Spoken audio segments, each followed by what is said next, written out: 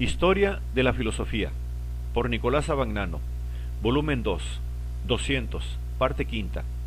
La filosofía moderna de los siglos XVII y XVIII. Capítulo 15. Kant, 531. Religión, razón, libertad. Los conceptos fundamentales de una religión considerada dentro de los límites de la razón se derivan todos del principio del mal radical, en cuanto constitutivo de la naturaleza humana.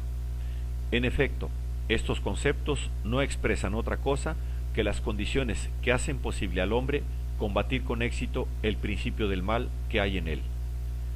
Si el hombre se encuentra en la condición peligrosa de estar expuesto continuamente a las agresiones del principio del mal y de tener que proteger su libertad en medio de sus continuos ataques, lo debe a una culpa propia. Debe, por esto, dentro de los límites de lo posible, emplear la fuerza de que dispone para salir de esta situación. Ahora bien, puesto que el hombre sufre los más peligrosos asaltos del mal en la vida social, Kant hace propio aquí el análisis de Rousseau.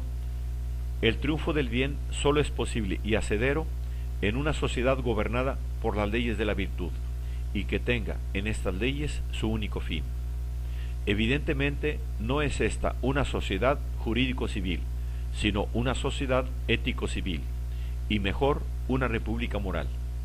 La república moral, sencilla idea de una sociedad que comprenda todos los hombres justos, es una iglesia que en cuanto no es objeto de experiencia posible, se llama iglesia invisible. La iglesia visible es la unión efectiva de los hombres en un todo que concuerda con este ideal. La iglesia invisible es universal, porque se funda en la fe religiosa pura, que es una pura fe de razón, y puede, por tanto, comunicarse a todos con fuerza persuasiva. No tiene necesidad de revelación, pero la debilidad particular de la naturaleza humana impide fundar una iglesia visible únicamente sobre la fe racional. Los hombres no se convencen fácilmente de que aplicarse a vivir moralmente es lo único que Dios les pide para considerarlos súbditos de su reino.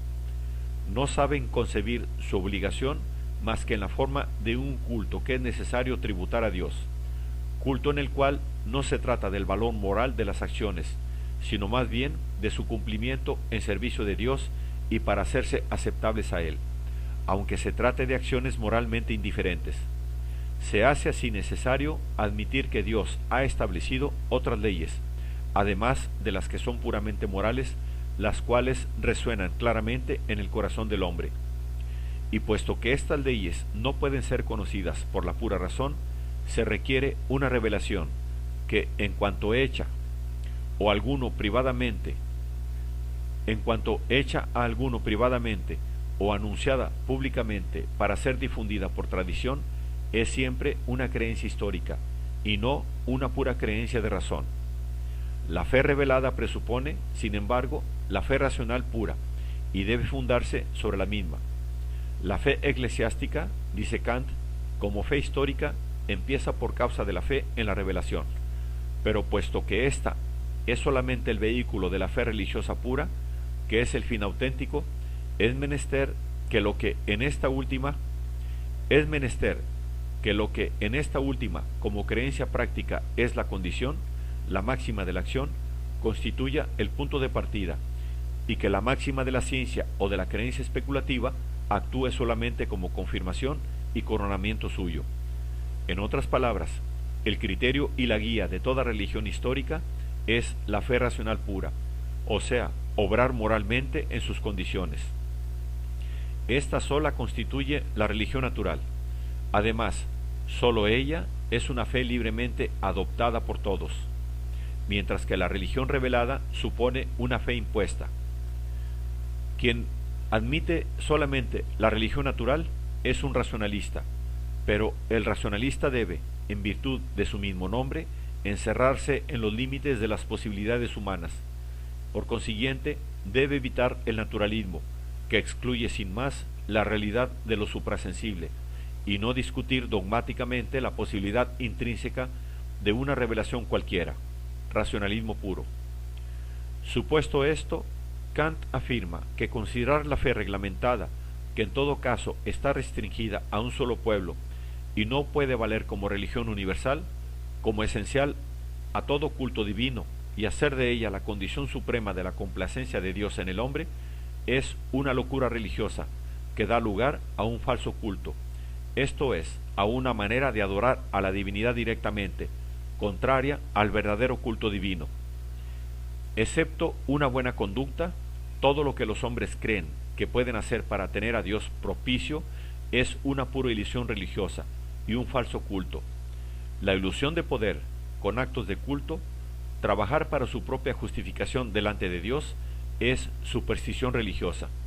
La ilusión de poder llegar a este objetivo con la aspiración a una pretendida comunicación con Dios es fantasmagoría religiosa. Kant no excluye ni condena las prácticas del culto, pero estas prácticas no deben nunca ocupar el puesto del culto verdadero, que es la conducta moral. El verdadero iluminismo, dice Kant, está en la distinción. El culto de Dios es, en gracia de ella, un culto libre y por tanto un culto moral. Si, en lugar de la libertad de los hijos de Dios, se impone al hombre el yugo de una ley positiva y la obligación absoluta de creer en cosas que pueden ser conocidas sólo históricamente y que por tanto no pueden convencer a todos, se da ocasión a un yugo que para el hombre concienzudo es todavía más pesado que todo el fardo de prácticas piadosas con que se le carga. La conclusión del análisis kantiano de la religión es una confirmación total de los resultados de la crítica de la razón pura y de la crítica de la razón práctica. No se puede concebir otra forma de fe que la fe racional, la fe práctica, que reconoce la posibilidad de lo suprasensible únicamente en cuanto tal posibilidad confirma y refuerza la acción moral del hombre. Transformar esta posibilidad en una afirmación dogmática significa hacer imposible para el hombre no sólo su vida teórica y moral, sino la misma religión, que se convierte en superstición. En este empeño de mantener firmes a un mismo tiempo los límites de la razón y la autonomía de sus poderes, consiste lo que Kant llamaba su racionalismo.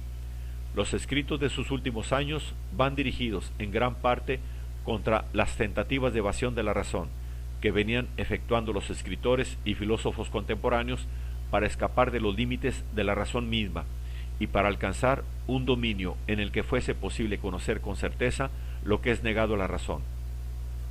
El dominio al que de ordinario se recurría era el de la fe o la intuición mística. Contra este recurso van dirigidos los siguientes escritos. ¿Qué significa orientarse en el pensar? De 1786. Sobre el fanatismo, de 1790. Sobre el tono noble de la filosofía, de 1795. Y el prólogo al escrito de Hackman, de 1800.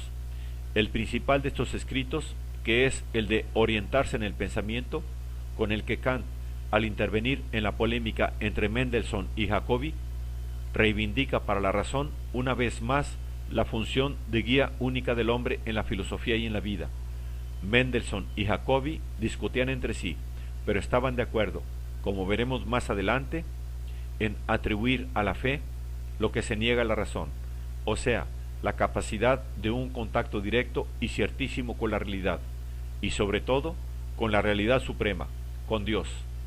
Ahora bien, según Kant, aunque hubiese un órgano como el que Mendelssohn y Jacobi llaman fe, este órgano sería incapaz de probar la existencia de un ser cuya grandeza no es comparable con la de ninguna experiencia o intuición humana, y sólo podría servir como invitación a la razón para ver si puede llegar a probar la existencia de un ser de tal grandeza.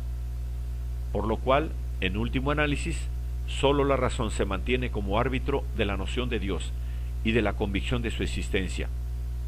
En todo caso, según Kant, sustraerse a la razón significa caer en fanatismo, y el fanatismo es la negación de la libertad. Es mucha verdad que la libertad, a fuer delimitada a la esfera interna de la conciencia, no es coercible por medios externos, pero también es verdad que la libertad interior es poco o nada si se quita a los hombres la de comunicar abiertamente entre sí sus propios pensamientos. Una doctrina que apele a una revelación interior tiende a nacer inútil y a negar esta libertad y hasta provocar una inquisición sobre las conciencias que impida a la razón alejarse de la supuesta verdad revelada. Kant termina su escrito con una llamada patética en la que puede verse resumido el espíritu de su filosofía. Amigos de la humanidad y de lo que hay de más santo para ella, aceptad también lo que os parezca más digno de fe después de un examen atento y sincero, tanto si se trata de hechos como de principios racionales, pero no disputéis a la razón lo que hace de ella el bien más alto de la tierra, el privilegio de ser la última piedra de toque de la verdad.